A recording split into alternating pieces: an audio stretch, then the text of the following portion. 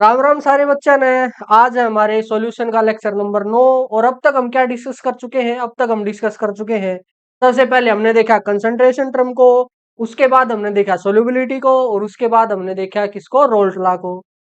कैसा लग रहा है? वो है ना अपने भाई है जो अंकित, उनके जैसा लग रहा है ना कुछ कुछ। उन्होंने 75 हार्ड का चैलेंज पूरा किया है। हम भी कोशिश करते हैं कि थोड़ा सा रेगुलर हो जाए, लेकिन क्या करें, जब आप रेगुलर होने की कोशिश करते हो दुनिया लग जाती है फिर उसको इरेगुलर करने में। होता है, थोड़े से क्रिएटिव लोगों के साथ ही ऐसा होता है। तारीफ नहीं कर रहा हूँ मैं, क्रिएटिव थोड़ा देख लो कैसे कैसे इतने मजेदार लेक्चर आपको दे रहा हूँ। आयु का यूज कर रहा हूँ, अदरवाइज पूरा लिखता यहाँ पे वो बोरिंग होता है। हो रहा है ना अच्छा क्रिएटिव सा। चलो कोई ना। तो आज का हमारा जो टॉपिक है, हम लास्ट पड़ाव में पहुंच चुके हैं हमारे किसके, सॉल्यूशन के, जहां पे हम बात करेंगे about the colligative properties. Colligative properties. अब ये किस बला का नाम है? देखो, कोलिगेटिव प्रॉपर्टीज ना वो प्रॉपर्टी होती है किसी भी सॉल्यूशन की जो सिर्फ number of solute depends only on amount of solute, amount of solute. और जब भी यहां मैं अमाउंट की बात करूंगा, मैं स्पेशली अमाउंट में ग्राम वाइज, मास वाइज, वॉल्यूम वाइज, इनके वाइज बात नहीं करूंगा। मैं यहां पे अमाउंट को रिलेट करूंगा नंबर ऑफ पार्टिकल से, नंबर ऑफ पार्टिकल से, या फिर इसको मैं रिलेट करूंगा नंबर ऑफ मोल्स के साथ। क्योंकि मोल्स क्या बताता है? मोल्स ही बताता है ना कि कितने पार्टिकल हैं। एक मोल के अंदर कितने पार्टिकल? एवोगैड्रो नंबर 6.022 गुणा में 10⁻23। ठीक है, तो इन दोनों को रिलेट करूंगा मैं किसके साथ? अमाउंट के। तो कोलिगेटिव प्रॉपर्टीज स्पेशली सॉल्यूशन की वो प्रॉपर्टीज हैं जो केवल और केवल only and only depends on amount of solute. आपने कितना सोल्यूट ऐड किया, मान लो आपने 100 सोल्यूट ऐड किया है इतने बड़े पार्टिकल, और आपने 100 ही सोल्यूट ऐड किए हैं इतने बड़े पार्टिकल। ठीक है, मान लो ये पार्टिकल ए है, ये पार्टिकल बी है। पार्टिकल कोई सा भी हो, कितना ही बड़ा हो कितना भी छोटा हो, वो प्रॉपर्टीज उस पार्टिकल पे डिपेंड नहीं करती, वो सिर्फ एक ही चीज पे डिपेंड करती है। वो क्या है? उनका अमाउंट। अगर आपने ये भी 100 लिया है, ये भी 100 लिया है, तो जो इस सॉल्यूशन की प्रॉपर्टी होंगी वो सेम होंगी। ऐसी प्रॉपर्टी को क्या नाम बोलेंगे हम? Colligative properties. हमारे सिलेबस के अंदर ऐसी 4 प्रॉपर्टीज हैं। देखो, सबसे पहली जो है उसको बोलेंगे हम relative lowering of vapour pressure. आदि हम ये देख चुके हैं, कहां देखा है वो भी डिस्कस करेंगे। सेकंड है आपकी elevation in boiling point. Third है आपकी डिप्रेशन इन फ्रीजिंग पॉइंट। और लास्ट है नंबर 4 आपकी ऑस्मोटिक प्रेशर। देखो, एक क्वेश्चन एमसीक्यू तो यहीं से बनता है। वो क्वेश्चन क्या है? क्वेश्चन देता है वो कि which of the following is a colligative property, और उसने ऐसे 4 ऑप्शन दे दिए। अब मेरी बात ध्यान से सुनो, जब वो पूरा नाम लिखेगा ना, एक भी अक्षर मिस नहीं होना चाहिए, तब जाके ही वो कोलिगेटिव प्रॉपर्टी होगी। जैसे यहाँ पे क्या है, relative lowering of vapour pressure, ऐसे है ना। और एमसीक्यू के अंदर उसने दे दिया लोवरिंग ऑफ वेपर प्रेशर, तो क्या ये कोलिगेटिव प्रॉपर्टी हुई? नहीं, पूरा होना चाहिए relative lowering of vapour pressure. ऐसी वो दे दे कि बॉइलिंग पॉइंट, क्या बॉइलिंग पॉइंट कोलिगेटिव प्रॉपर्टी है? नहीं। क्या ओस्मोटिक, ओस्मोसिस बोल दे वो, क्या वो कोलिगेटिव प्रॉपर्टी होगी? नहीं। लेकिन ओस्मोटिक प्रेशर वो जरूर एक कोलिगेटिव प्रॉपर्टी होगी। तो ये पूरा नाम ही होना चाहिए, और इनके नाम से ही ये पूरा टॉपिक आपको कवर हो जाएगा, सिर्फ और सिर्फ किससे? नाम से। तो ये चारों प्रॉपर्टी आपको याद रखनी पड़ेगी। ठीक है, एक बार मैं रिपीट कर देता हूं। Relative lowering of vapour pressure, elevation in boiling point, depression in freezing point, और ऑस्मोटिक प्रेशर। देखो नाम से ही कैसे, इसने बोला है लोवरिंग ऑफ वेपर प्रेशर, यानी वेपर प्रेशर का कम हो जाना, और किसी ने किसी के साथ रिलेटिव, यानी किसी ने किसी के साथ उसकी रिलेशन आपने पता करनी है। सेकंड है elevation in boiling point. Elevation का मतलब होता है इंक्रीज हो जाना, बढ़ जाना, किसका? बॉइलिंग पॉइंट का। थर्ड क्या है, डिप्रेशन यानी कम हो जाना किसका, फ्रीजिंग पॉइंट का, और ऑस्मोटिक प्रेशर। यहां हम इसको नहीं देखते हैं, इसको फिर जब हम कवर करेंगे वहां देखेंगे। इस वाले लेक्चर के अंदर हम इन तीनों को कवर करने जा रहे हैं और देखेंगे इसकी थ्योरी क्या है। थ्योरी आती है पेपर में बहुत ज्यादा, और जितने भी जेई और नीट के सवाल है 70% इस वाले चैप्टर से जो सवाल आते हैं वो यहां से आते हैं। अब तक जो हमने करा वो सिर्फ 30% है, जो बाकी बच गया वो सारा यहां से आता है। तो बहुत इंपॉर्टेंट टॉपिक है, इसको हमने बिल्कुल ध्यान से करना। और एक चीज ध्यान रखो, कोलिगेटिव प्रॉपर्टी कौन सी है, वो सिर्फ किस पे डिपेंड करे, जो सोल्यूट पे, यानी सोल्यूट की अमाउंट आपने चेंज कर दी तो वो प्रॉपर्टी भी क्या हो जाएगी, चेंज हो जाएगी। ठीक है, अब चलते हैं हमारी पहली प्रॉपर्टी पे। से पहले एक चीज और आपने ध्यान रखनी है, वो चीज क्या है कि जनरली जो हम केस पढ़ेंगे इस वाले चैप्टर के अंदर, वो केस हम पढ़ेंगे non volatile dilute solutions. Dilute solution, ये वाली अजम्पशन जो है वो हम लेके चल रहे हैं, इसको हम मान के चल रहे हैं कि ऐसा केस है, तब जाके उसके लिए हम क्या पढ़ेंगे, कोलिगेटिव प्रॉपर्टी पढ़ेंगे। क्योंकि अगर ऐसा नहीं है ना तो फिर वे कोलिगेटिव प्रॉपर्टी थोड़ी सी टफ हो जाएंगी, होंगी, आ जाएंगी समझ में, कोई दिक्कत नहीं है, लेकिन हमारे सिलेबस में सिर्फ इस वाले केस के लिए है। ठीक है, इस केस का मतलब है आपने लेना है नॉन वोलेटाइल। नॉन वोलेटाइल का मतलब जो भी आपका सोल्यूट है वो सोल्यूट जनरली क्या होगा, सॉलिड होगा। जैसे आपने नमक मिला दिया, शुगर मिला दी, ग्लूकोज मिला दिया, ठीक है, ये सब केस किसके आएंगे, नॉन वोलेटाइल सॉल्यूशन। साथ साथ आपने लेना है डाइल्यूट का केस। डाइल्यूट का मतलब है सोल्यूट जो है वो एज कंपेयर टू सोलवेंट थोड़ा सा कम मात्रा में है, यानी अगर टोटल 100 है तो 100 में से हो सकता है 20 सोल्यूट हो, और जो बाकी 80 बच गया वो कौन है, सोलवेंट है आपका। ठीक है, ये केस हम लेके चलेंगे। अब चलते हैं हमारी पहली कोलिगेटिव प्रॉपर्टी पे। थ्योरी बिल्कुल आसान है, न्यूमेरिकल उससे भी आसान है, फटाफट कर लेते हैं। देखो पहली है relative lowering of vapour pressure, VP यानी वेपर प्रेशर।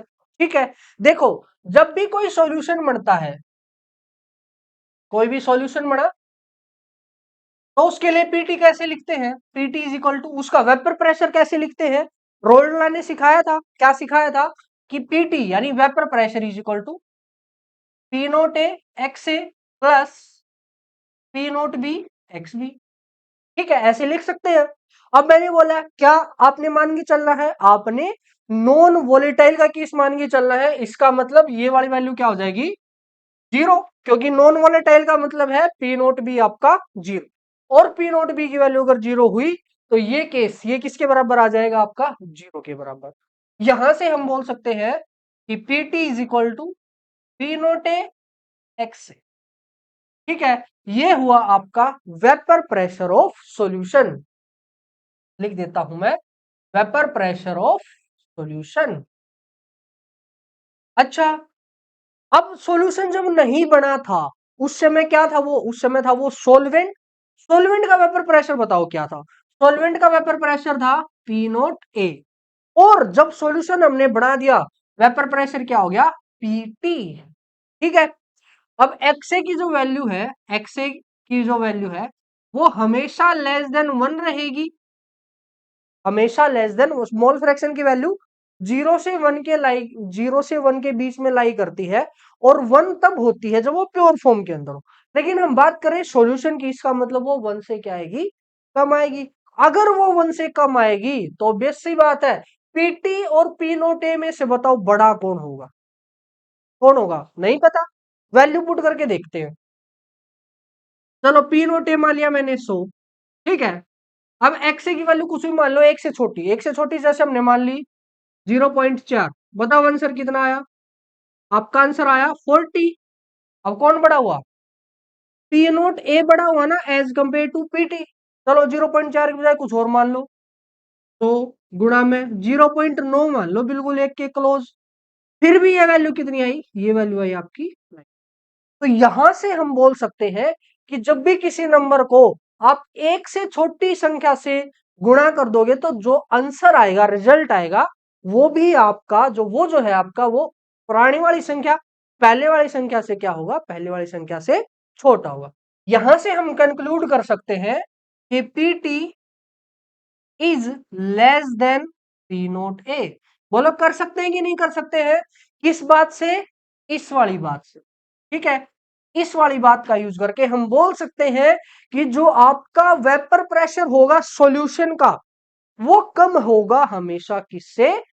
सोलवेंट से। ठीक है, मान लो ये आपका सोलवेंट था। ठीक है, ये था सोलवेंट। सोलवेंट यानी हम वाटर लेके चलते हैं, चलो ये हुआ वाटर।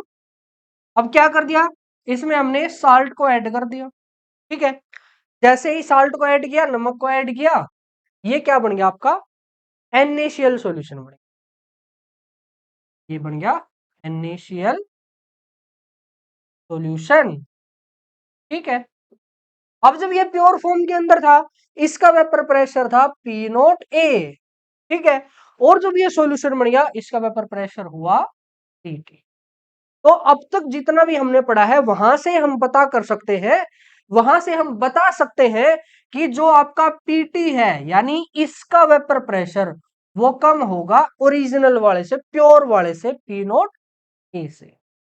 ठीक है, पहले था पी नोट ए, अब हुआ पीटी। अब बताओ वेपर प्रेशर इंक्रीज हुआ या डिक्रीज हुआ? फटाफट, क्या हुआ? पहले ये था, अब ये कम हुआ ना, डिक्रीज हो गया। ठीक है, और उसी से आया लोवरिंग ऑफ वेपर प्रेशर, यानी वेपर प्रेशर का कम हो जाना, लोवरिंग ऑफ वेपर प्रेशर। ठीक है, और वो किसके बराबर होगा? पहले था पी नोट ए, और अब कितना हो गया? ये क्या हुआ आपका? Lowering of vapour pressure. ठीक है, एक बार इसको मैं हटा देता हूं, अनवांटेड चीजों को।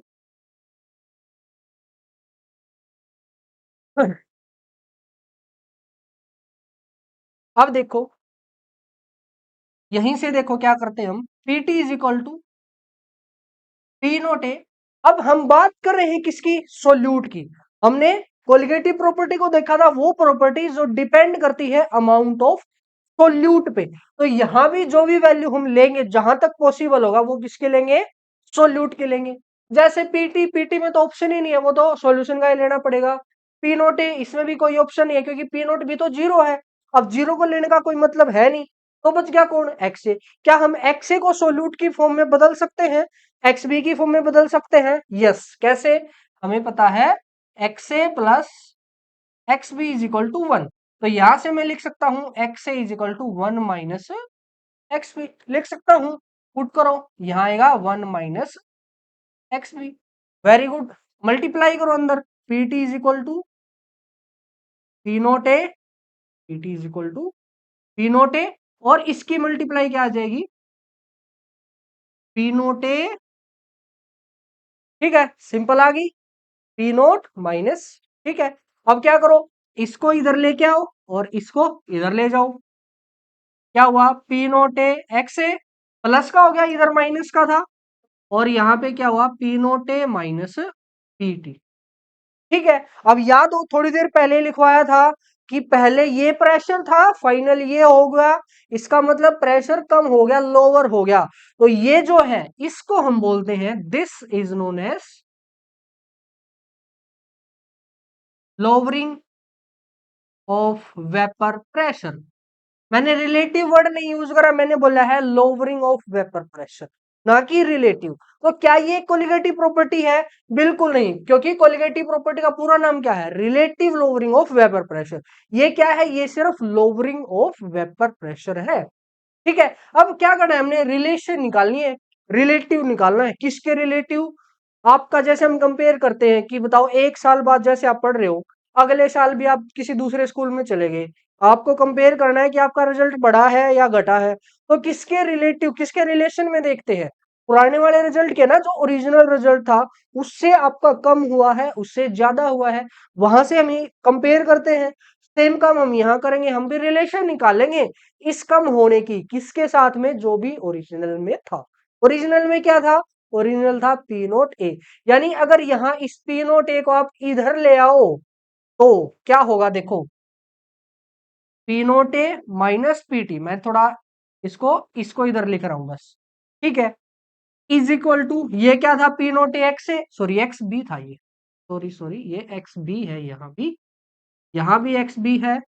ठीक है, यहां था एक्स बी, और इस एक्स बी के साथ मल्टीप्लाई था P note A. P note ए को इधर ले जाओ, ये आ जाएगा डिवाइड में पी नोट ए। ये जो टर्म आई है आपकी P note A minus PT by P note A, इसका पूरे का नाम है relative lowering of vapour pressure. यानी वेपर प्रेशर का कम हो जाना किसके रिस्पेक्ट में, ओरिजिनल वाले के रिस्पेक्ट में, वो क्या है, relative lowering of vapour pressure. ठीक है, और वो किसके बराबर आया, वो आया आपका मोल फ्रैक्शन ऑफ सोल्यूट के। ठीक है, अगर कोई आपसे पूछे कि बताओ relative lowering in vapour pressure किसके बराबर है, तो आपका आंसर होना चाहिए वो मोल फ्रैक्शन ऑफ सोल्यूट के बराबर है। ठीक है, यहां तक इसको ध्यान रखो। आगे करते हैं, थोड़ा सा और एक्सप्रेशन है, ज्यादा अब तक हमने कुछ नहीं करा, हमने बस पीटी की वैल्यू लिखी, एक्स ए को कन्वर्ट किया एक्स बी के अंदर, और बस थोड़ा सा सफल करके relative lowering of vapour pressure की वैल्यू रख दी है। ठीक है, नाम से ही हमने सब कुछ करा है, ये ध्यान रखना। तो ये इंपॉर्टेंट है आपका, और कुछ नहीं, और जो थोड़ा बहुत हमने मानना है मान के चले हैं वो ध्यान रखना है। अब फाइनल रिजल्ट जो आया है आपके पास वो क्या है, देखते हैं एक बार।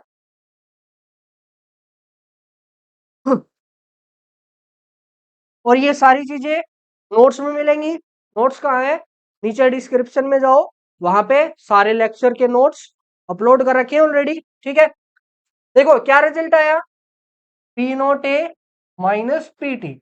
ये क्या हुआ, ये हुआ लोअरिंग ऑफ वेपर प्रेशर, और जब इसकी पी नोट ए के साथ रिलेशन निकाल देंगे वो क्या हो जाएगा, relative lowering of vapour pressure. ये आया है आपका एक्स बी के बराबर, मोल फ्रैक्शन ऑफ सोल्यूट के। ठीक है, पुट करो वैल्यू इसकी, इसकी वैल्यू क्या आएगी, N B divided by N A plus N B, यही आएगी। अब एक और जो हम मान के चले हैं वो क्या मान के चले हैं कि आपका जो सॉल्यूशन है वो डाइल्यूटेड है या कंसंट्रेटेड, यस वो है डाइल्यूटेड। कैसा केस है हमारा, डाइल्यूटेड का केस है। डाइल्यूटेड का मतलब क्या हुआ, डाइल्यूटेड का मतलब हुआ आपका जो सोल्यूट है वो सोलवेंट के कंपैरिजन में बहुत कम है, यानी N B is very very less than N A. ठीक है, जब भी ऐसा होता है और हम दोनों को जोड़ते हैं तो जोड़ के अंदर या घटा के अंदर आप उसको नेगलेक्ट कर सकते हो, गुणा भाग में कभी भी नेगलेक्ट नहीं करते चीजों को, सिर्फ और सिर्फ जोड़ में या फिर घटा में ही नेगलेक्ट कर सकते हैं। यहां से इसको हम मान सकते हैं Na के कंपैरिजन में Nb की वैल्यू क्या है, 0 है। ठीक है, यहां इस वाले को क्यों नहीं नेगलेक्ट किया, क्योंकि ये डिवाइड के अंदर है, इसके मुकाबले ये किसके अंदर है, डिवाइड के। प्लस माइनस में आप कर सकते हो नेगलेक्ट। ठीक है, तो फाइनली आपको आंसर मिला P note A minus P T divided by P note A, that is equal to N B divided by N A. ये आया। अब एन बी की वैल्यू क्या होती है, N B number of moles कैसे निकालते हो, गिवन मास, गिवन मास को मैं डब्ल्यू से लेके चलता हूं, डब्ल्यू बी बाय में मोलर मास बाय में M B divided by N A को कैसे निकालोगे, W A divided by M A. ठीक है, अब फिर से रीअरेंज करते हैं थोड़ा, P note A minus P T divided by P note A, that is equal to, अगर इसको तुम इधर लेके आओगे ये पलट जाएगा और मल्टीप्लाई का साइन आ जाएगा, तो यहां से आया डब्ल्यू बी गुणा में M A divided by W A गुणा में एम बी। यहाँ बीच में आएगा गुणा का निशान, चलो लगाई देते हैं, गुणा में एम ए, और यहाँ भी गुणा का निशान, यहाँ आएगा आपका एम बी। ठीक है, ये फाइनल फॉर्मूला हमारा बन गया जहां से हम न्यूमेरिकल्स को सोल्व करेंगे बोर्ड लेवल के। ठीक है, याद रखने की जरूरत है नहीं, बिल्कुल नहीं। क्या चीज याद रखने की, सिर्फ ये चीज याद रखने की जरूरत, ये वाली क्या है ये, कि relative lowering of vapour pressure वो किसके बराबर होता है आपका, वो बराबर होता है किसके, एक्स बी यानी मोल फ्रैक्शन ऑफ सोल्यूट के। ठीक है, और एक और चीज ध्यान रखनी है कि एनबी को आप क्या करते हो, नेग्लेक्ट करते हो। ठीक है, बाकी ये फॉर्मूला जो है ये अपने आप बन जाएगा, याद कर सकते हो तो बहुत अच्छी बात है, नहीं कर सकते हो तो भी कुछ भी फर्क नहीं पड़ेगा, 1 मिनट का काम है यहां से यहाँ। वैसे भी ये वाला एक्सप्रेशन आपको याद रखना पड़ेगा क्योंकि बोर्ड्स के अंदर यूज करना है। तो इससे अच्छा है कि यहां तक इस वाले फॉर्मूले से आप ये वाला बार बार क्वेश्चन के अंदर ड्राइव करो, ना कि डायरेक्ट फॉर्मूला यूज करो। ठीक है। अच्छा, अब बात आती है क्या इसकी कोई यूनिट होगी? यूनिट बताओ। ये डिवाइडेड बाय ये है ना हमारा relative lowering of vapour pressure, और ये किसके बराबर है? Mole fraction. मोल फ्रैक्शन की कोई यूनिट नहीं होती, इसका मतलब इसकी भी कोई यूनिट नहीं होगी। लेकिन अगर मैं आपसे पूछूं क्या लोअरिंग ऑफ वेपर प्रेशर की कोई यूनिट होगी? Yes. Lowering of vapour pressure मतलब P note A minus PT, यानी प्रेशर में से आप क्या कर रहे हो? प्रेशर को कम कर रहे हो, प्रेशर का डिफरेंस निकाल रहे हो। और प्रेशर के डिफरेंस की यूनिट हमेशा किसके बराबर आती है? प्रेशर के बराबर। ठीक है। तो लोअरिंग ऑफ वेपर प्रेशर की यूनिट तो प्रेशर के बराबर आएगी, लेकिन अगर रिलेटिव साथ में लगा दोगे तो उसकी कोई भी यूनिट नहीं हो। ठीक है। ये था हमारा complete relative lowering of vapour pressure. अब देखते हैं इसके एक दो क्वेश्चन। देखो क्या कहता है क्वेश्चन नंबर 1, ध्यान से पढ़ो, वैसे देखने में बड़ा है और ये वाला क्वेश्चन एनसीईआरटी का है तो पेपर में आने के पूरे पूरे चांस है, मोस्टली आता रहता है ये वाला क्वेश्चन। देखो क्या है, vapour pressure of pure benzene at a certain temperature is इतना। प्योर बोल दिया ना उसने, इसका मतलब क्या दे दिया उसने? पी नोट ए। ठीक है। ये कितना दिया? 0.850 बार। ठीक है, हम गिवन डेटा यहां लिख रहे हैं, गिवन। अच्छा, a non volatile solute, non volatile solid solute है जिसका मास उसने दिया 0.5 ग्राम, यानी उसने दिया हमारे को डब्ल्यू बी। देखो जब तक वो मोलर वर्ड या मोलिकुलर वर्ड यूज ना करते ना, तब तक हम कौन सा मास उसका लेके चलेंगे? हम उसका गिवन मास यानी डब्ल्यू लेके चलेंगे, ना कि एम। ठीक है। तो डब्ल्यू बी उसने दे दिया कितना? 0.5 ग्राम। चलो अच्छी बात है। नेक्स्ट उसने दे दिया when added to 39 gram of benzene. देखो अब इसमें भी उसने मोलर वर्ड यूज नहीं करा, इसका मतलब ये क्या दे रखा है? ये आपका डब्ल्यू ए दे रखा है कितना? 39 ग्राम। ठीक है।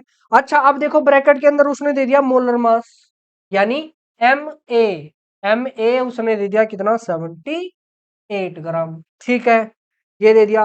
वेपर प्रेशर ऑफ सॉल्यूशन, इसके बाद जब मिक्स कर दिया तो जो सॉल्यूशन का वेपर प्रेशर बना यानी पीटी बना, वो कितना बना? 0.845 बार। ठीक है।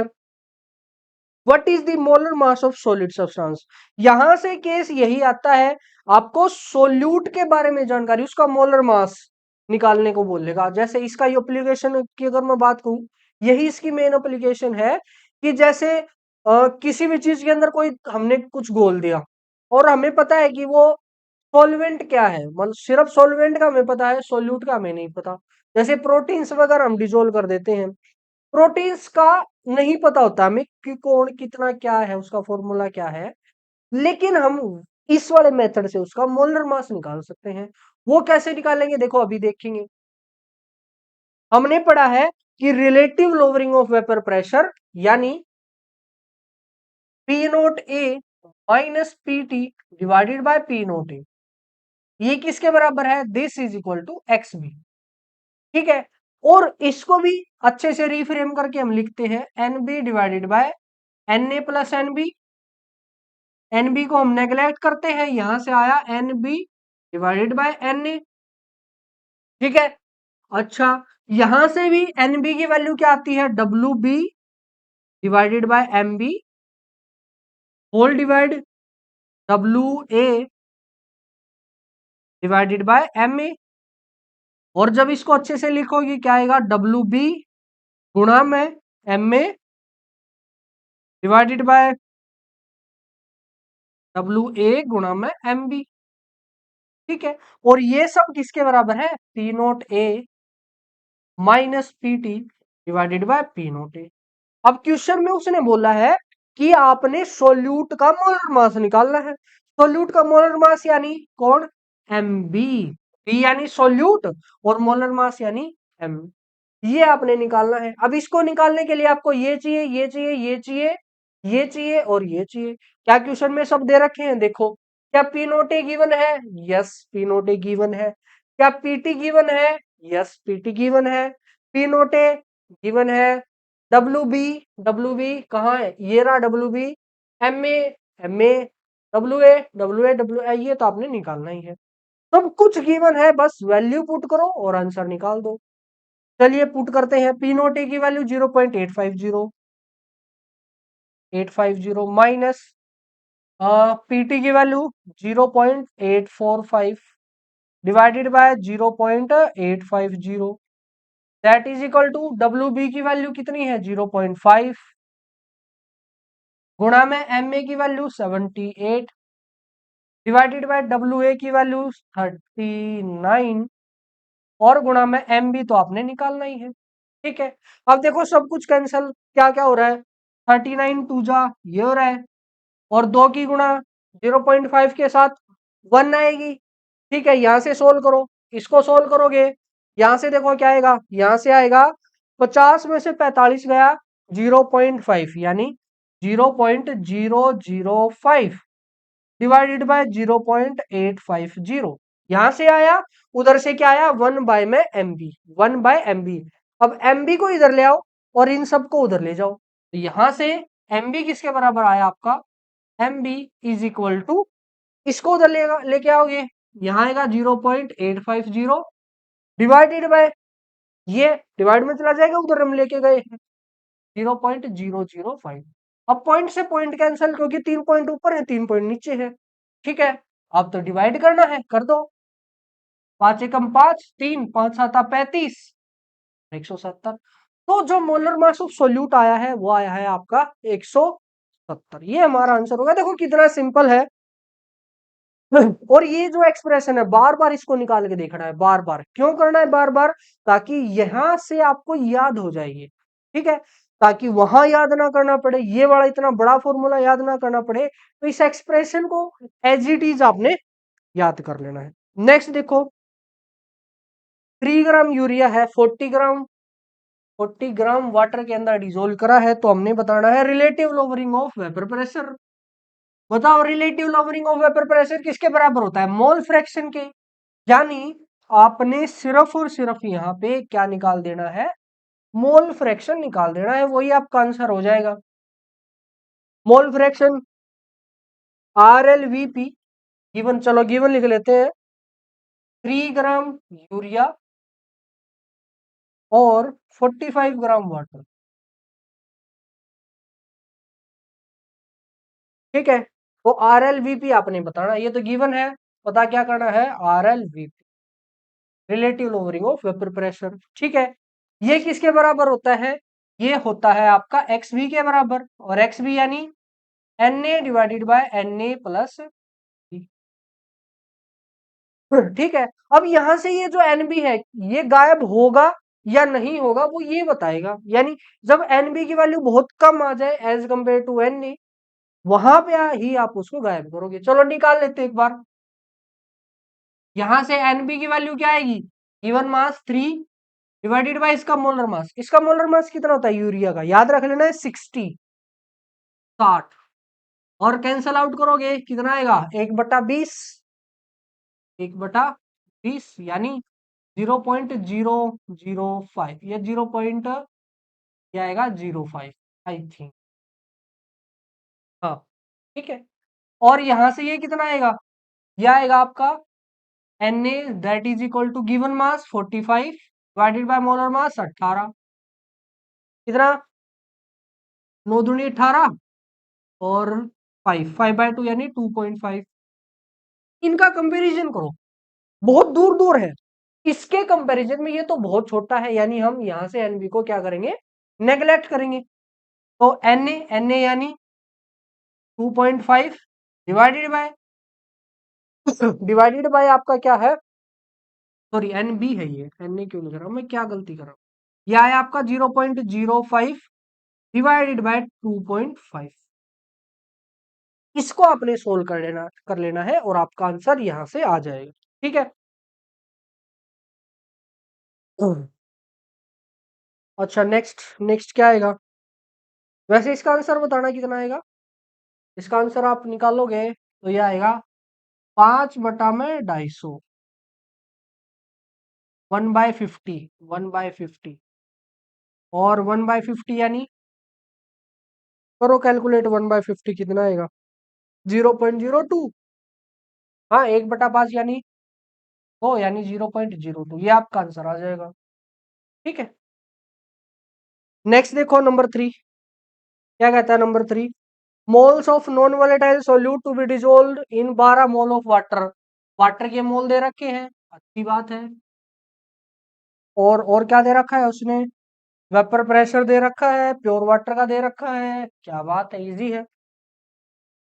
देखो मोल्स उस आपने बताने हैं नॉन वोलेटाइल के, यानी आपने बताना है एनबी, ये तो आपने बताना है। और वाटर के मोल यानी एन ए उसने दे दिया 12, गुड। और vapour pressure, lower it's vapour pressure by 10 mm, यानी 10 mm उसने कम कर दिया। ठीक है, कम कर दिया वाले को क्या बोलते हैं? RLVP। कितना वेपर प्रेशर कम हुआ है? सॉरी, उसको बोलते हैं LVP, lowering of vapour pressure. कितना? 10। और जो फाइनल वेपर प्रेशर है प्योर वाटर का P0A, that is equal to 50। ठीक है, अब फॉर्मूले पुट करो। फॉर्मूला क्या है हमारा? फॉर्मूला है आपका P0A minus PT divided by P0A, that is equal to NA/NB। Generally हम ये लेके चलते हैं, नहीं सॉरी, NB/NA पुट करते हैं ना, NB बाय में NA। ठीक है, अब P0A माइनस PT, कितना प्रेशर कम हुआ है उसकी वैल्यू दे रखी है 10, टोटल प्रेशर 50, NB की वैल्यू निकालनी है, NA की वैल्यू 12 है। बहुत ईजी, 12/5, 12/5, 5 दूनी 10, 5 चौका 20, 2.4 आपका आंसर हो जाएगा। है कोई ऑप्शन में? देखो ऑप्शन में नहीं दे रखा 2.4, क्या बात है। ऑप्शन में नहीं दे रखा तो हम क्या करेंगे, हम ना ये जो यहाँ पे हमने मान के चले, हम उसको मत मानो, यहाँ पे वैल्यू पुट करो। क्या? NB divided by NA plus NB। इसी के लिए आपको इसी के लिए ये क्वेश्चन दिया गया है, ताकि जब ऑप्शन मैच ना हो तो आप ये वाला फॉर्मूला लेके चल लो। लेकिन बोर्ड के अंदर ये वाले नहीं आते, ये बस आपकी प्रैक्टिस के लिए है। यहां से NB आपने निकालना है, NA की वैल्यू उसने 12 दे दी, यहाँ पे आएगा NB। इसको कैंसिल करोगे 1/5, यहाँ आएगा आपका 12 प्लस NB। ठीक है, मल्टीप्लाई करो, इसको इधर लेके आओ, क्या आएगा? 12 प्लस में NB, that is equal to 5 गुणा NB, 5 NB। इस वाले NB को इधर, तो 12 इज इक्वल टू 4 NB। तो यहां से NB कितना आया? NB आया आपका 3। ये करेक्ट आंसर हो जाए। ठीक है, ऑप्शन नंबर डी। नेक्स्ट देखो, जेई 2020 का सवाल है।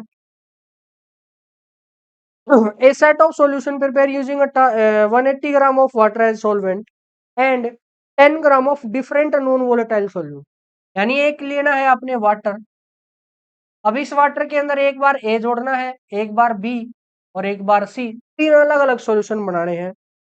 ठीक है, तो किसके अंदर relative lowering of vapour pressure ज्यादा होगा और किसके अंदर कम होगा, ये बताना है। साथ साथ उसने ABC का मोलर मास दे रखा है। ठीक है, यहां से हमें पता करना पड़ेगा कि RLVP और जो MB है आपका, यानी मोलर मास ऑफ सॉल्यूट, इनके बीच की रिलेशन क्या है? वो डायरेक्टली प्रोपोर्शनल है, वो इनवर्सली प्रोपोर्शनल है। उसके हिसाब से ही हम क्या करेंगे, उसके हिसाब से ही हम इस क्वेश्चन को आंसर कर पाएंगे। कैसे, वो देखो, यहां पे रखते हैं इसको, जैसे क्या आएगा यहाँ पे आएगा आपका Na। अब जब हम इसको लिखते हैं क्या आएगा? WB डिवाइडेड बाय MB गुणा में WA बाय में, सॉरी यहाँ MA आएगा और यहाँ WA आएगा। कोई ना, देखो मैं ध्यान से कर रहा हूँ, अब भी ध्यान से करना। अब जो RLVP है और MB है, उसके बीच बताओ क्या रिलेशन है? वो एक दूसरे के इनवर्सली प्रोपोर्शनल है। RLVP Vp is inversely proportional to Mp। Simply अब क्या करना है, हमने देखना है कि किसका मोलर मास कम है उसके लिए RLVP आएगा ज्यादा, और जिसका मोलर मास ज्यादा है उसके लिए RLVP आएगा कम। ठीक है, तो बताओ कौन से ऑप्शन में क्या क्या है। ए का मोलर मास 100 है, बी का 200 है, सी का 10,000 है। तो सिंपल सी बात है, जिसका मोलर मास कम यानी ए का, उसके लिए RLVP आएगा सबसे ज्यादा। तो ऑप्शन नंबर ए ही आ जाएगा, सबसे ज्यादा ए का, फिर बी का और फिर सी का। ये था हमारा RLVP, relative lowering of vapour pressure. अब चलते हैं हमारी सेकंड कोलिगेटिव प्रॉपर्टी पे, फास्ट फास्ट करते हैं थोड़ा। सेकंड है elevation in boiling point. Boiling point के अंदर एलिवेट हो जाना, बढ़ जाना किसी भी सॉल्यूशन का बॉइलिंग पॉइंट। ठीक है, सबसे पहले इसी की बात करते हैं कि बॉइलिंग पॉइंट है क्या। बॉइलिंग पॉइंट, देखो, boiling point is the temperature, वो temperature at which vapour pressure of liquid become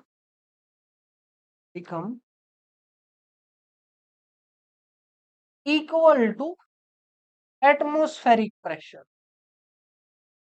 यानी ये हुआ आपका लिक्विड। ठीक है, और अब तक हम देखते आए हैं कि इस लिक्विड के ऊपर यहां से कुछ पार्टिकल ऊपर उठ के जा रहे हैं। ठीक है, और उनकी वजह से बनता है वेपर प्रेशर। समझ गए, और साथ साथ कुछ पार्टिकल वापस से नीचे आ रहे हैं, और यहाँ पे एक इक्विलिब्रियम बन रहा है, यानी कुछ पार्टिकल ऊपर जा रहे हैं, साथ साथ कुछ पार्टिकल नीचे आ रहे हैं। ठीक है, इसको हमने नाम दिया था इवेपोरेशन। ठीक है, अब देखो, अब अगर इन मोलिक्यूल्स को मैं इतनी एनर्जी दे दूं कि ये यहां से फ्री हो जाए, ये यहां से निकल ही जाए, इसके और इसके बीच में कोई कांटेक्ट ही ना हो, यानी ये वापिस से कंडेंस ना हो, उस टेम्परेचर को बोलते हैं बॉइलिंग पॉइंट। क्या समझे, कि यहां से जब इन पार्टिकल का वेपर प्रेशर इतना ज्यादा हो जाए कि वो बाहर वाले प्रेशर को काउंटर करके उसके साथ मिल जाए, उस पॉइंट को बोलते हैं बॉइलिंग पॉइंट। ठीक है, अब ये जो पार्टिकल है, इन पार्टिकल को ना आसपास की हवा जो है यहां से बाहर जाने से रोक रही है। अब जब वो रोकना इनकी ताकत से कम हो जाएगा, यानी इनके पास ज्यादा एनर्जी आ जाएगी एज कंपेयर टू आसपास वाला एटमॉस्फेयर, उस केस में ये यहां से फ्री हो जाएगी। ठीक है, उस पॉइंट को, उस टेम्परेचर को बोलते हैं बॉइलिंग। समझे, क्या समझे, कि इट इज दी टेम्परेचर, वो टेम्परेचर जहां पे vapour pressure of liquid become equal to atmospheric. आसपास जितना प्रेशर है, अगर उतना ही प्रेशर लिक्विड की सरफेस के ऊपर हो जाए ताकि ये यहां से बिल्कुल फ्री हो जाए। ठीक है, इवेपोरेशन में देखो, आपने गिलास रख दिया, गिलास के ऊपर आपको पार्टिकल दिखाई नहीं दे रहे होंगे क्योंकि वो जितने पार्टिकल ऊपर आते हैं साथ साथ उतने ही पार्टिकल नीचे बैठ जा रहे हैं। लेकिन जब आप उसको गर्म कर दो, उसको उबाल दो, तो ना वो जो भाप निकलेंगी वो वहां से निकल के एटमोस्फेयर के अंदर गायब हो जाएंगी। क्यों, क्योंकि उनके पास एनर्जी ज्यादा होती है एज कंपेयर टू एटमोस्फियर। उसको हम बोलते हैं बॉइलिंग। ठीक है, और इस प्रोसेस को लिक्विड से गैस बनना, लिक्विड से बनना गैस एट बॉइलिंग पॉइंट की, इसको बोलते हैं वेपराइजेशन। वेपराइजेशन, ठीक है, लेक्चर 1 के अंदर ये वाली चीज हमने मिस कर दी थी। और वहीं पे लिक्विड से गैस बनना below it's boiling point, boiling points के नीचे वाले टेम्परेचर पे लिक्विड का गैस बनना, यानी सिर्फ इतनी एनर्जी मिलना कि ये लिक्विड की सरफेस से जस्ट निकल सके, फ्री ना हो सके एटमॉस्फेयर के अंदर, उस वाले टेम्परेचर को या उस वाली प्रोसेस को हम बोलते हैं इवेपोरेशन। इवेपो, ठीक है, जैसे घर में हम पोछा लगाते हैं वो थोड़ी देर बाद सूख जाएगा। अब ऐसा तो है नहीं कि आसपास का टेम्परेचर 100 से ज्यादा हो गया, क्योंकि बॉइलिंग पॉइंट होता है 100। ठीक है, लेकिन क्या एक्चुअल में 100 होता है, देखेंगे, एक्सपेरिमेंट करेंगे। ठीक है, तो मैंने बात करी कि पोचा सूख जाएगा, वहां पे वेपराइजेशन होता है या इवेपोरेशन। वहां पे इवेपोरेशन होता है, क्योंकि जो आसपास का टेम्परेचर है वो बॉइलिंग पॉइंट से तो काफी कम है, और जब टेम्परेचर काफी कम हो उसको बोलते हैं इवेपोरेशन, ना कि। तो बात यहाँ पे बॉइलिंग की हो रही है। बॉइलिंग क्या हुआ? वो टेम्परेचर जहां पे क्या हुआ, वेपर प्रेशर लिक्विड का किसके बराबर हो गया? एटमॉस्फेरिक प्रेशर के। ठीक है, अब ना एक ग्राफ बनाता हूं मैं। वो ग्राफ क्या? वो ग्राफ है आपका वेपर प्रेशर का और टेम्परेचर, वेपर प्रेशर और टेम्परेचर। अब देखो, सॉल्यूशन का टेम्परेचर जितना बढ़ाओगे, बिल्कुल फर्स्ट लेक्चर के अंदर नहीं, हाँ फर्स्ट वाले मतलब जहां से हमने ये स्टार्ट करा था सोल्यूबिलिटी वाला टॉपिक, या फिर वेपर प्रेशर वाला टॉपिक, वहां पे हमने बात करी थी कि कैसे टेम्परेचर के इंक्रीज करने से वेपर प्रेशर भी इंक्रीज होगा, करी थी ना। यानी वेपर प्रेशर बढ़ेगा तो टेम्परेचर क्या होगा? तो टेम्परेचर होगा, मतलब सॉरी, टेम्परेचर बढ़ेगा, वेपर प्रेशर भी उसके साथ साथ बढ़ेगा। ठीक है, और जब वेपर प्रेशर आसपास के एटमॉस्फेरिक प्रेशर के बराबर आ जाए, उस पॉइंट को बोलते हैं बॉइलिंग पॉइंट। मान लो ये यहां पे कहीं है 1 एटीएम, 1 एटीएम का मतलब सराउंडिंग का एटमॉस्फेरिक प्रेशर। ठीक है, जब टेम्परेचर इतना हो जाएगा, इस वाले पॉइंट के बराबर आ जाएगा, उस वाले टेम्परेचर को हम बोलते हैं बॉइलिंग पॉइंट। तो ये जो टेम्परेचर है आपका, इसको बोलेंगे बॉइलिंग पॉइंट, टीबी। टीबी यानी टेम्परेचर ऑफ बॉइलिंग। ठीक है, और ये है आपका प्योर सॉल्वेंट, प्योर सॉल्वेंट। तो यहां पे साथ साथ मैंने लगा दिया टी नोट। समझ गए क्या बोला? कि जैसे जैसे टेम्परेचर बढ़ेगा, वेपर प्रेशर भी बढ़ेगा। ठीक है, और जब वेपर प्रेशर आसपास के 1 एटीएम के बराबर हो जाए, उस वाले टेम्परेचर को क्या बोलते हैं? Delta TB note. ना तो आगे वाले को ना पीछे वाले को, सिर्फ उसी वाले को जब वेपर प्रेशर एटमॉस्फेरिक के बराबर आ जाए। अब देखो, जब आप सॉल्यूशन बना दोगे तो वेपर प्रेशर पे क्या फर्क पड़ता है? बढ़ता है, घटता है, या सेम रहता है? फटाफट बताओ। अभी हम पूरा लेक्चर लेके आए हैं कि जब भी सॉल्यूशन तैयार करते हो, वेपर प्रेशर कम हो जाता है एज कंपेयर टू सॉल्वेंट। ठीक है, तो ये वाली जो लाइन है, ये जस्ट इसके नीचे ही आ जाएगी, वेपर प्रेशर को कर दो थोड़ा सा कम, तो यही वाली लाइन आएगी आपकी यहां से। ठीक है, ये जो लाइन है, ये जो लाइन है, ये किसकी है आपकी? ये है सॉल्यूशन की लाइन, और ये वाली किसकी थी? Pure solvent. ये है प्योर सॉल्वेंट। ठीक है, अब इस सॉल्यूशन का प्रेशर जब 1 एटीएम के बराबर हो जाए, 1 एटीएम यानी इतना हो जाए, ये जो टेम्परेचर होगा, इस टेम्परेचर को हमने क्या नाम दिया है? इस टेम्परेचर को हमने नाम दिया है टीबी, यानी boiling point of solution. Note नहीं लगा रहा, नोट किसके लिए? सिर्फ प्योर के लिए। और नोट नहीं लगाया तो वो इसका मतलब किसके लिए है? सॉल्यूशन के। अब बताओ, सॉल्यूशन बनाने से उसके बॉइलिंग पॉइंट पे क्या फर्क पड़ा?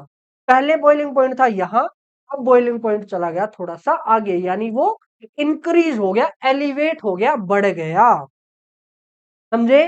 प्योर का अगर 100 है तो उसका 101, 102, 103 ऐसा कुछ होगा।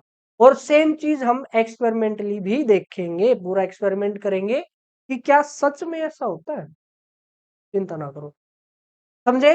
तो बताओ मेरे को, एलिवेशन इन बॉइलिंग पॉइंट कितना हुआ? ये वैल्यू किसके बराबर आई? कितना बॉइलिंग पॉइंट इंक्रीज हुआ है? वो हुआ है आपका टीबी माइनस टीबी नोट।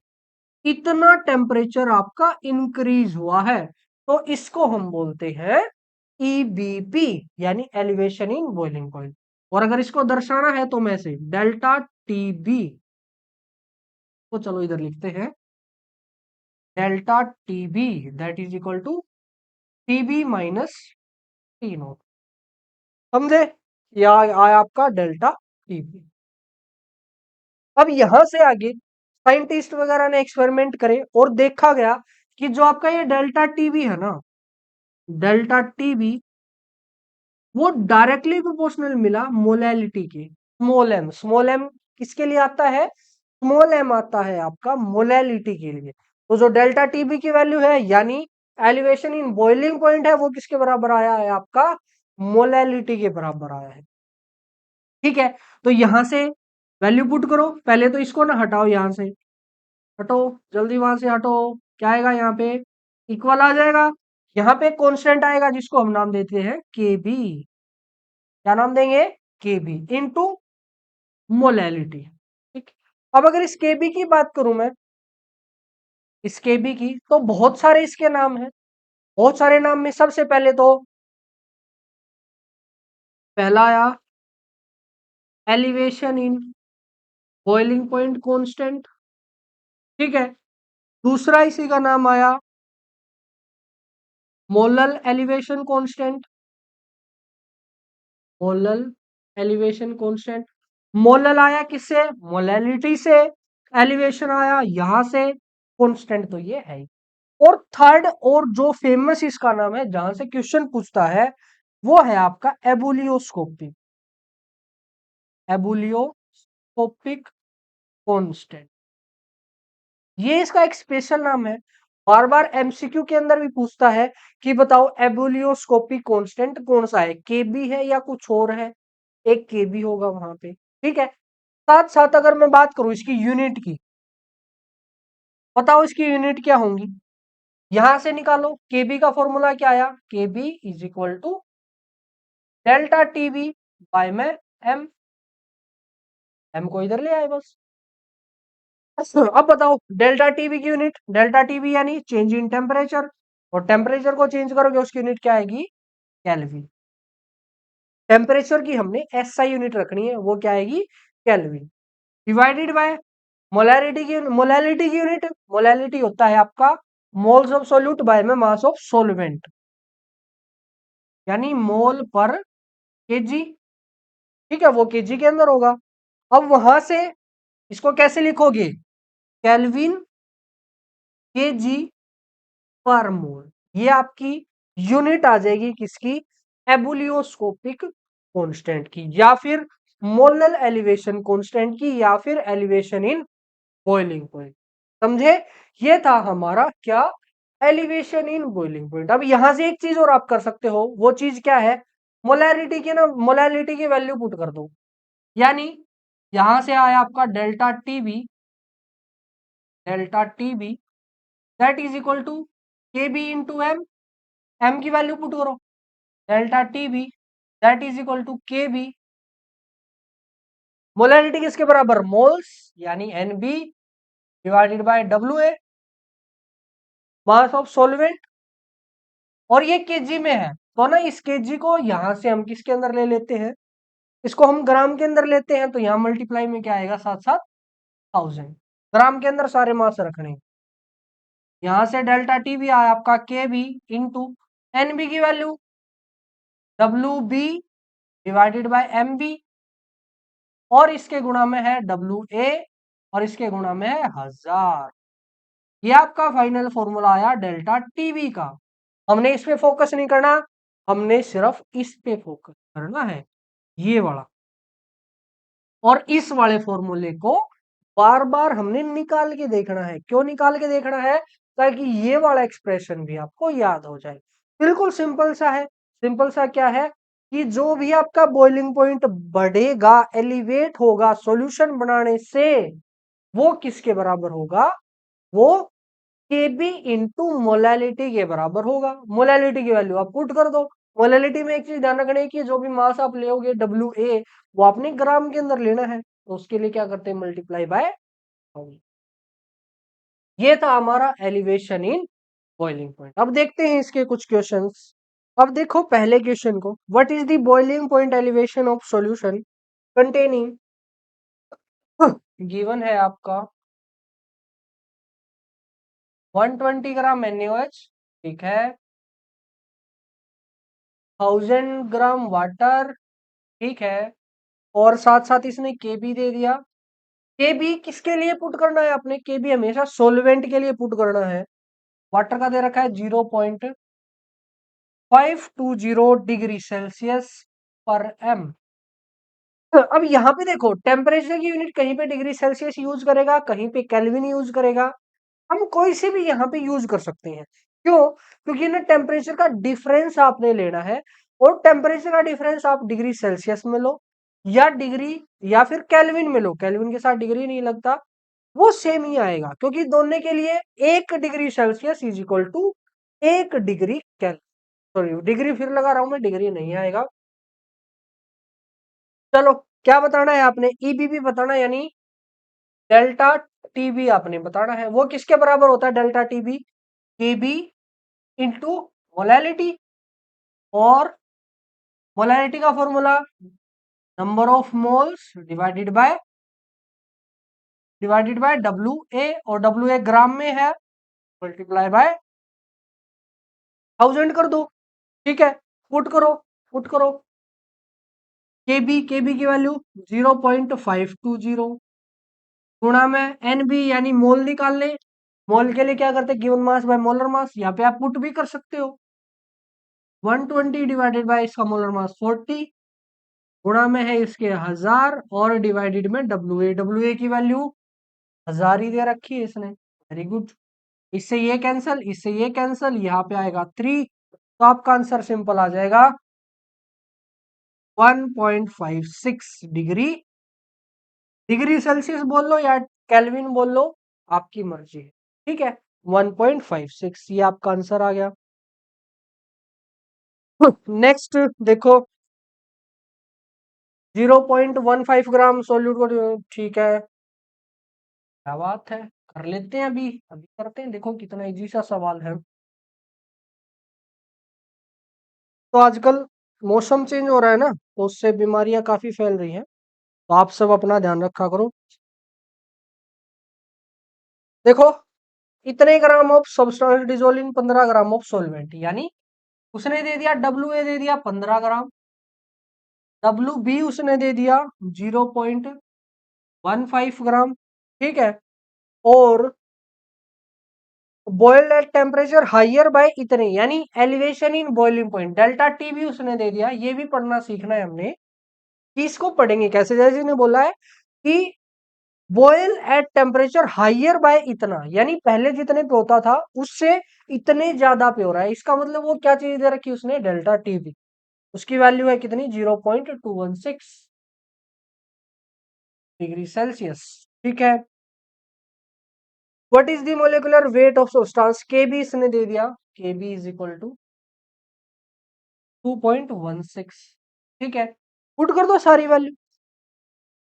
कैसे पुट करेंगे, क्या फॉर्मूला है, delta T B that is equal to K B into number of moles का formula W B divided by M B, साथ साथ डब्ल्यू ए आता है यहाँ पे, और गुणा में 1000। सारी वैल्यू पुट करो, डेल्टा टी बी की value 0.216 that is equal to K B 216 गुणा में W B 0.15 divided by M B तो आपने निकालना ही है, गुणा में डब्ल्यू ए की वैल्यू कितनी है, डब्ल्यू ए ये रहा 15 गुणा में यहाँ पे आएगा, सारी वैल्यू पुट करो, क्या आएगा देखो, इससे ये कैंसिल करोगे, यहाँ पे आएगा आपका कितना, 100 आएगा, 2 जीरो है ना, यहाँ से कैंसिल करोगे 100 आएगा। इन वाली 2 जीरो को नीचे लेके जाओगे, 15 से 15 कैंसिल, इन 2 जीरो से ये 2 जीरो कैंसिल। Very good. अब इसकी और इसको कैंसिल करोगे, यहां से आएगा 10, आएगा कि नहीं आएगा, आएगा ना। एम बी को इधर लेके आओ, M B is equal to, यहां से 10 बचा, यहां से 10 बचा, आपका आंसर आ गया। मेरे वाले मेथड से नहीं करना, आप अपने वाले मेथड से कैलकुलेशन कर लो, लेकिन आपका आंसर कितना आएगा, वो 100 ही आएगा। क्वेश्चन नंबर 3 पढ़ो, तब तक मैं इसको साफ कर देता हूँ। क्या कहता है क्वेश्चन नंबर 3, क्वेश्चन नंबर 3 कह रहा है the rise in boiling point of solution containing इतने ग्राम ऑफ ग्लूकोज है। अच्छा अच्छा अच्छा, ठीक है, मोल के भी इसने निकालना है। सब कुछ आपको दे रखा है, 1.8 ग्राम ग्लूकोज, यानी डब्ल्यू बी उसने दे दिया, 100 ग्राम सोलवेंट डब्ल्यू ए उसने दे दिया, और डेल्टा टी भी उसने दे दिया। बस के भी आपने निकालना, ये आप खुद से करोगे। नेक्स्ट क्वेश्चन देखो, ए solution contain 7 gram of solute इन इतने ग्राम राइज, ठीक है ठीक है, फिर से बिल्कुल सेम सवाल है, इसको कर लेते हैं चलो। 7 ग्राम सोल्यूट है, यानी डब्ल्यू बी उसने दे दिया 7 ग्राम, डब्ल्यू ए उसने दे दिया 350। अच्छा, इसका मोलर मास यानी एम बी उसने दे दिया 210, ठीक है। साथ साथ डेल्टा टीबी की वैल्यू उसने दे दी, डेल्टा टीबी यानी 56.3 माइनस 56, यहाँ से 0.3, यहाँ से देखो ये अलग चीज थी बस। ये अलग कैसे कि अब इतना हो गया, पहले इतना था, तो डेल्टा टी भी क्या आ जाएगा, इन दोनों का डिफरेंस, बड़े में से छोटा घटा देना है। वैल्यू ऑफ एब्लियोस्कोपिक कांस्टेंट यानी के बी आपने निकालना है, पुट कर दो। 0.3 is equal to K B गुणा में मोलैलिटी का formula, molality is equal to W B by में एम बी गुणा में क्या आया था यहाँ पे डब्ल्यू ए, इसके गुणा में 1000। ये मेरे को तो याद होगी इतनी देर में ही, आपको भी होगी होंगी शायद, नहीं होगी तो हर क्वेश्चन में बार बार इनको निकाल के देखो, हर क्वेश्चन में एक्सप्रेशन बार बार लिखो, उससे ऑटोमेटिक ये याद हो जाएंगी। के भी आपने निकालना है, K B is equal to W B 7 गुणा में 1000 divided by M B is 210 गुणा में ये इधर आएगा ये 0.3 गुणा में डब्ल्यू ए 350। कैंसिल करो, क्या क्या कैंसिल हो रहा है, यहाँ से कैंसिल करोगे 7 या 21 30 आएगा, बस मल्टीप्लाई कर दो, क्या आएगा 1000 डिवाइडेड बाय, यहां से कितना आएगा 9, और 9 की 350 के साथ गुणा, जीरो, पानी में 45, और 9 के साथ करना है ना, हाँ, 9 होती है 27, 27 और 4 31, यहां से इसको कैलकुलेट कर लो, 1 बाय में 3000 लगभग 3100 कर लेना, इसको 10 बाई 31 कर लोगे तो आपका आंसर देख लेना कितना आएगा। इसमें कुछ गड़बड़ कर दिए क्या, हाँ, अरे सॉरी, इन सबको इधर लेके जाना है, के बी को ये हमने क्या कर दिया, सॉरी सॉरी सॉरी, गलतियां हो जाती हैं। काफी लेट में शूट कर रहा हूँ इसको, अराउंड 12-1 बज गए हैं, तो दिमाग हो जाता है कभी इधर उधर, दिन में टाइम नहीं लग रहा है, कभी लाइट नहीं आती, ये सब प्रॉब्लम जिंदगी में चल रही है, लेकिन कुछ काम की प्रॉब्लम है नहीं, मैं आपको डिलीवर करता रहूंगा, आप चिंता मत करो। और दिसंबर तक मेरी गारंटी है, हम इसको पूरा करेंगे ही करेंगे। जैसे जैसे सर्दियां आएंगी हम पर डे लेक्चर डालना स्टार्ट कर दें, और जैसे ही हमें लगेगा कि हमारा सिलेबस कवर नहीं हो रहा, हम लाइव क्लासेस कर लेंगे। आपने चिंता नहीं करनी, मेरा वादा है दिसंबर तक हम इसको कवर करेंगे ही करेंगे, ठीक है। केबी निकालो यहाँ से, कैसे निकलेगा, के बी इज इक्वल टू 0.3 गुणा में एम बी कहाँ है, ये रहा 210